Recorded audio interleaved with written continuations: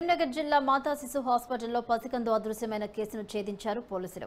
CC కెమెరాల ఆధారంగా శిశువును ఎత్తికెళ్లిన పెద్దపల్లి జిల్లా తకెళ్లపల్లి గ్రామానికి చెందిన పద్మ అనే మహిళను పట్టుకున్నామన్నారు అధికారులు. ఆమె వద్ద పసికందును స్వాధీనం చేసుకుని బాధితులుగా అప్పగించామని పోలీసులు తెలిపారు. ఈ నెల 18న ఆసుపత్రికి వెళ్లి సదరు శిశువును ఎత్తికెళ్లారని, బాధితుల ఫిర్యాదు మేరకు ప్రత్యేక బృందాలతో శిశువు జాడను గుర్తించామని తెలిపారు పోలీసులు.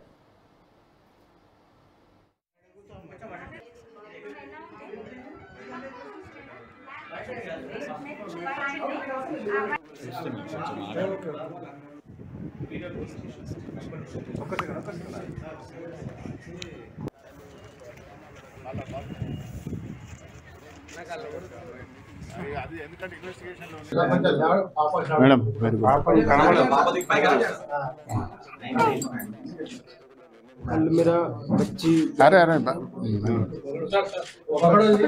पकड़ो मैडम मेरे కూడా తీసేయండి.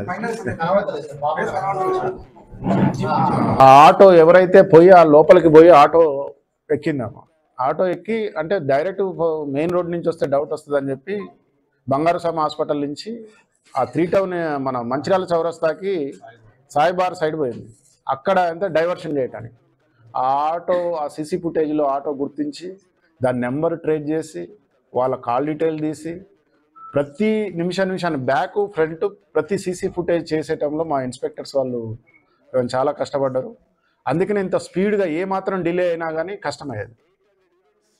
వాళ్ళ టవర్ లొకేషన్ అన్నీ వెరిఫై చేసుకుంటున్నారు. కానీ నైట్ వరకు అందరూ ఒక 10 టీమ్స్ కష్టపడితే చాలా సక్సెస్ఫుల్గా, ఎందుకంటే ఆమెకు కొద్దిగా మెడికల్ కూడా మనం డిలే అయితే వాళ్ళకి తెలియదు, ఎట్లయితుందో పాప ఆరోగ్యం మనకు తెలియదు. కాబట్టి చాలా మంచి కేసు అనేది మాకు కూడా సాటిస్ఫై అయింది పోలీస్ పరంగా.